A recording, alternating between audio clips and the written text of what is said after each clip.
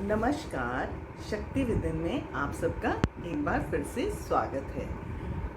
आशा है कि आप खुश होंगे, तंदुरुस्त होंगे और अपनी शक्ति को उजागर कर रहे होंगे। तो आज मैं जिस टॉपिक पे आपके साथ बात करने वाली हूँ वो कोई नया नहीं है, वो आप सब जानते हैं, महसूस करते हैं।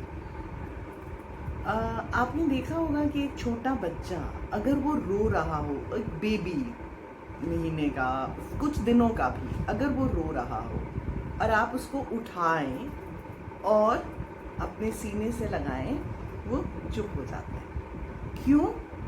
क्योंकि ये हमें इनेट है, ये हमारे अंदर है कि हम सोशल होना चाहते हैं, हम दूसरों के साथ मिलना चाहते हैं, दूसरों से के पास महसूस होना चाहते हैं। इसलिए बहुत इम्पॉर्टेंट है सोशल इंटरेक्शन करना। मैंने देखा है कि जहाँ भी लोगों में प्रॉब्लम होती है, वो प्रॉब्लम सिर्फ और सिर्फ जब हम अकेले रहना शुरू कर देते हैं, जब हम लोगों से मिलना जुलना बंद कर देते हैं। रीज़न कोई भी हो, हम कई बार कहते हैं यहाँ पे कोई मेरे जैसा नहीं है, यहाँ पे लोग ऐसे हैं, यहाँ पे लोग वैसे हैं, तो हम रीज़न हम कुछ भी दे सकते हैं। लेकिन जब हम ये चीज़ शुरू कर देते हैं तो उस टाइम पर प्रॉब्लम्स आती हैं हमारे लिए और हमारी हैप्पीनेस चली जाती है। जब हम लोगों से इंटरैक्ट करते हैं तो हम क्या देखते हैं कि शायद जो प्रॉब्लम मुझे है वो बहुत औरों को भी है।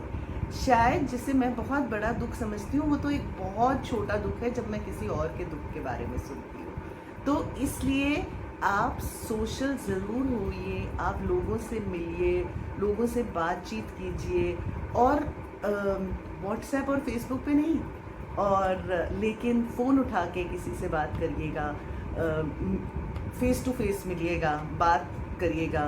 वो बहुत इम्पॉर्टेंट है। आपके जो नियर एंड डियर वंस हैं उनको हग करिएगा। वो फिल्म थी ना संजय दत्त की, जिसमें वो कहता है जादू की झप्पी। सो वो जादू की झप्पी कभी कभी देना, कभी कभी किसी से लेना बहुत इम्पॉर्टेंट हो जाता है, और उससे हम और खुश रहना शुरू कर देते हैं। तो सोशल इंटरेक्शन ज़रूर करिएगा। अब अपने फ्रेंड्स, ये मत सोचिएगा उसने तो कभी मुझे बुलाया ही नहीं, अरे आप फ़ोन करके देखिए, बेबी वो भी यही सोच रहा हो।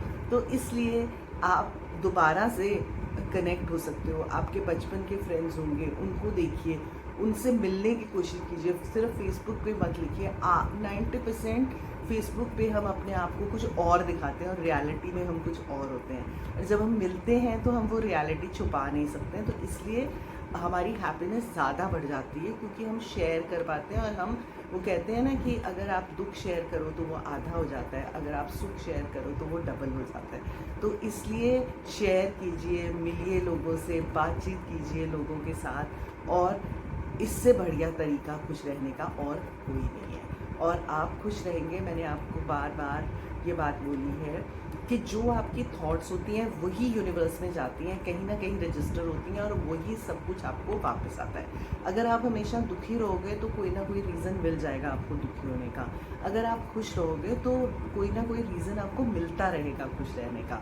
इसलिए खुश रहिए और वो रीज़न्स दीजिए यूनिवर्स को, ताकि वो और खुशियाँ आपकी झोली में डाल सके। तो ये प्रैक्टिस ज़रूर कीजिएगा। मैंने एक 7 डेज़ का चैलेंज एक पहले भी पोस्ट किया था, वो आपको प्लेलिस्ट में मिल जाएगा, तो वो आप चैलेंज करके देखिएगा।